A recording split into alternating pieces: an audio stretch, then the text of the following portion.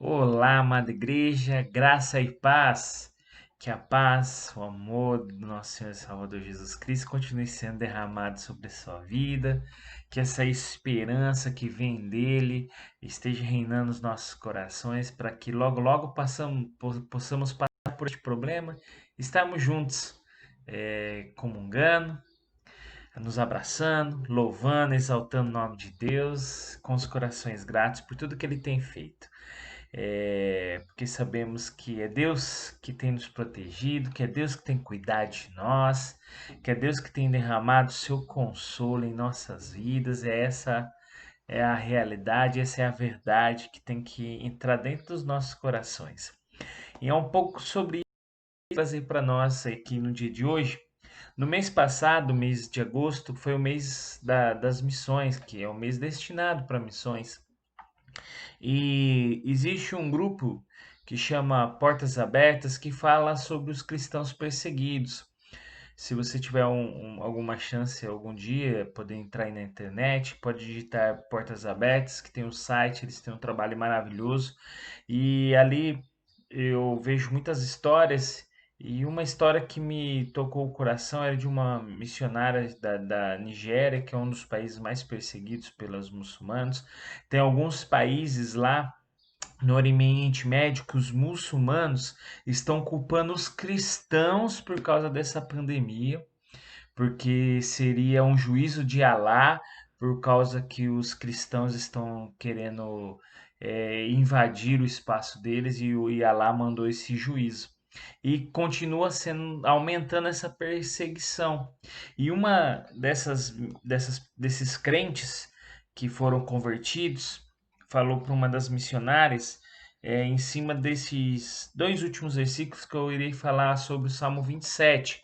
Eu irei dar uma exposição rápida de todo o texto, mas eu vou ler só os últimos dois versículos, que é o versículo 13 e 14 do Salmo 27, que foi o salmo que essa moça disse para a missionária. Ela disse assim: Eu creio que verei a bondade do Senhor na terra dos viventes.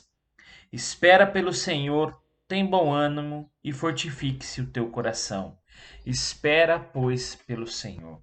Ela passou por muitas dificuldades, ela passa por perseguições, ela tem que se esconder, nem ela já não tem mais contato com a sua família que a rejeitou porque ela virou cristã, porque ela abandonou o Islã, ela abandonou a crença daquele povo dela. Seu marido foi morto, seu marido era um guerrilheiro, foi morto e ela ouviu da palavra, ouviu do Salvador, ouviu de Jesus Cristo e abriu seu coração. E ela e seus filhos têm que viver escondidos, mas ela confiava em Deus. E esse salmo aqui, o Salmo 27, é um salmo de confiança, é um salmo de refúgio, um salmo de o título aqui que a revista atualizada traz é um anelo pela presença do Senhor, um desejo pela presença do Senhor, porque a presença do Senhor traz proteção, traz refúgio. Este salmo é um salmo de Davi.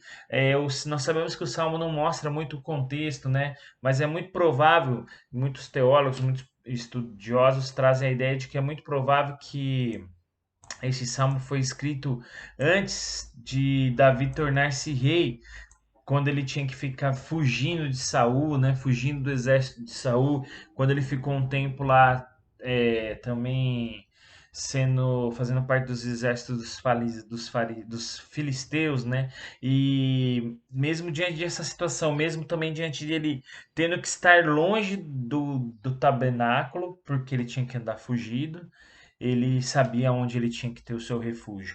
E aqui eu queria trazer dois pontos. Davi, entre os versículos 1 a 6, a gente pode ver que Davi, apesar das circunstâncias, ele confiava em Deus. Pois ele inicia esse salmo: Senhor é a minha luz, a minha salvação, de quem terei medo? A quem temerei? Mesmo diante das circunstâncias não favoráveis, mesmo diante de todos os problemas, Davi sabia que ele tinha um Deus. Mesmo diante de toda a escuridão, Davi sabia que ele tinha a luz, que iluminaria ele em meio à escuridão. E assim também como Davi sabia que Deus era a luz, nós hoje sabemos que Jesus é a nossa luz. Ele é o nosso caminho, ele é a verdade, ele é a vida, ele é o modelo, ele está iluminando a nossa vida, mas muitas vezes nós esquecemos disso. Nós achamos que nós somos donos de nós mesmos, que nós podemos agir como nós mesmos, mas nós sabemos que não, que para termos a confiança que nada vai nos acontecer, confiando em Deus, nós temos que saber que Deus é a nossa luz e através de Deus Jesus Cristo é a nossa luz. Davi ele estava sendo perseguido e mesmo mediante toda essa fraqueza, ele tendo que se esconder, ele podendo ser morto, ele sabia que Deus era sua fortaleza e seus inimigos não chegariam até ele. E esse momento ele vigiava, ele sabia que ele tinha que vigiar. E ele fala assim, né? Uma coisa peço ao Senhor, que eu possa morar, contemplar. Ele entregava tudo isso nas mãos de Deus e ele sabia que Deus o ia proteger mediante a tudo isso. E ele ficava à espreita, sabendo que qualquer momento ele poderia ser atacado, mas ele sabia que a presença de Deus estando na vida dele, nada aconteceria com ele. Davi ele sabia que uma parte mais importante era saber que Deus era prioridade na sua vida e que Deus cuidaria dele. Ele sabia que ele estava longe do templo, mas ele sabia que a presença do Senhor estava com ele, que Deus derramava a presença dele na sua vida, no seu, em todos os momentos da vida dele. E nós sabíamos assim, quando uma ideia muito legal que a ideia traz quando no Oriente Médio, quando alguém chama alguma pessoa para entrar dentro da sua casa, dentro da sua tenda, quer dizer que mesmo sendo uma tenda frágil, aquela pessoa é responsável pela sua proteção. Davi tinha essa ideia porque sabia que se o Senhor o chamasse para estar dentro da tenda, ele seria protegido. Por isso que ele fala que ele anseia isso, né? Morar na casa do Senhor para que o Senhor o protegesse em todos os momentos. Um outro ponto nós vemos aqui que Davi faz uma oração sincera. Ele coloca os medos dele diante de Deus. Nos versículos 7 a 12, ele já inicia: Ouve, Senhor, a minha voz, e eu clamo, compadece-te de mim.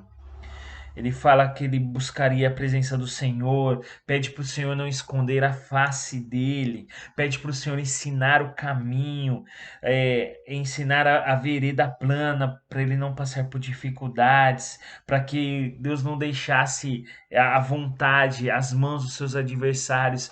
Ele coloca os seus medos diante do Senhor. Davi confia em Deus, ele confia que Deus iria o proteger. Por isso ele não deveria ter aquele medo, porque ele sabia que a proteção viria do Senhor. Ele não tinha medo do fracasso, porque ele sabia que o Senhor estava com ele. Ele sabia que o Senhor jamais o abandonaria. Davi, ele não tinha medo do futuro. Ele não tinha, porque, como eu disse, ele pede para Deus ensinar os caminhos que ele deve viver para que o futuro dele seja um futuro abençoado, como era um futuro abençoado. Davi ele escreveu essas coisas aqui sabendo que ele venceu uma guerra, que ele era um soldado. Não, ele estava escondido. Ou ele poderia assim ter que estar esperto, né, à espreita, sabendo que ele poderia ser atacado a todo momento. Mas ele não tinha medo, porque ele confiava e colocava. Ele colocava os seus medos. Ele tinha medo, mas ele confiava que Deus iria o proteger. E ele colocava esses medos dele diante do Senhor. Será que nós temos feito orações assim, colocando os nossos medos, como aquela moça lá na Nigéria, que ela coloca esses medos, pedindo a proteção de Deus na vida dela? E mesmo diante disso, ela fala assim para a missionária que ela era feliz. Ela era feliz, mesmo vivendo escondida, porque ela sabia que os filhos dela conheceram a verdade. E não iria acontecer como aconteceu com o marido dela, que morreu sem saber quem era Jesus. Os filhos dela, mesmo que ela morresse em qualquer instante, os filhos dela já sabiam quem era Jesus Cristo. Eu não sei o nome dela porque eles não dizem por causa da perseguição, mas será que nós confiamos em Deus dessa maneira? Será que nós temos entregado todos esses problemas que nós estamos vivendo nas mãos de Deus e descansado no Senhor? E nesses dois últimos versículos que eu li, nós vemos que crer é superar o medo, que nós vamos superar medo crendo que é Deus que vai cuidar de nós, porque a bondade do Senhor será derramada na nossa vida, na terra onde nós vivemos. Temos que esperar no Senhor, tem bom ânimo, porque Ele vai nos proteger, pois é o Senhor que vai fortificar nosso coração, que vai nos proteger de todo esse mal. Essa é uma declaração final de Davi, porque ele acredita nessa bondade, que a bondade de Deus vai o acompanhar. A bondade de Deus, ela nunca se esgota.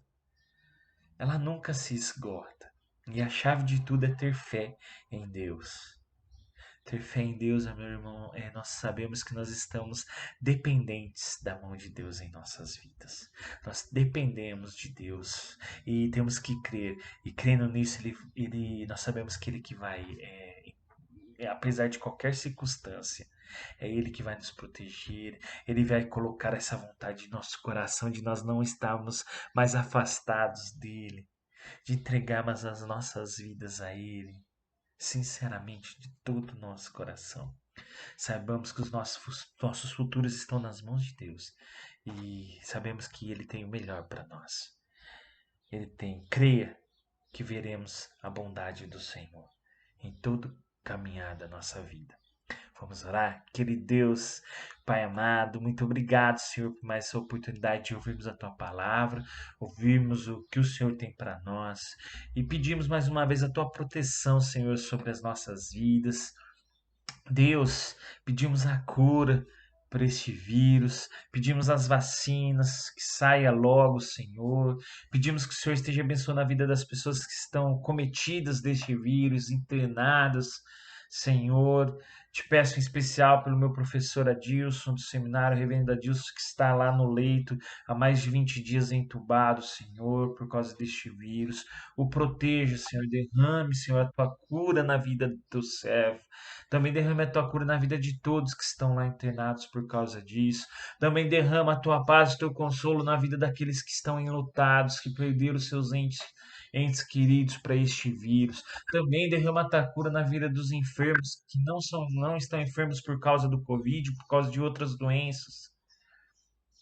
Deus, derrama a cura, Senhor, na vida dos teus filhos, dos teus servos. Derrama o consolo na vida dos teus filhos e dos teus servos. Nos ajude, Senhor, a ter esse anelo, Senhor, esse desejo pela tua presença, Senhor, por estar com o Senhor, por saber que o Senhor está nos protegendo, está conosco, Senhor. Oh Deus, muito obrigado, Senhor, porque o Senhor tem cuidado de nós. Que a tua bondade continua sendo derramada sobre as nossas vidas. É isso que te pedimos. Obrigado por teu filho Jesus, que o Senhor mandou, Senhor, que o Senhor fez-se homem e veio à terra para morrer na cruz pelos nossos pecados. E hoje, tendo essa liberdade que nós temos de ter com o Senhor este momento, de sabermos que através do teu filho o Senhor derramou a tua graça. O Senhor nos trouxe de volta para ti. Somos gratos.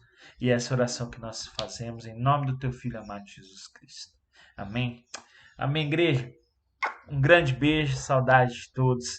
Que Deus tenha abençoado sua vida mais uma vez. E até a próxima semana aí com esse nosso momento de leitura bíblica, de oração. Espero que Deus continue abençoado. Estamos com saudade, estamos orando por todos. Ore por nós, ore pela nossa igreja, ore pelos idosos, ore pelo nosso pastor, pela volta da nossa igreja aí, que possa ser breve, mas também que possa ser com cuidado. Que Deus esteja abençoando a vida do nosso conselho, a vida das igrejas, do nosso presbitério, pela luta aí desse vírus aí. Que Deus esteja nos protegendo. Um grande beijo, até mais, fiquem na paz de Deus.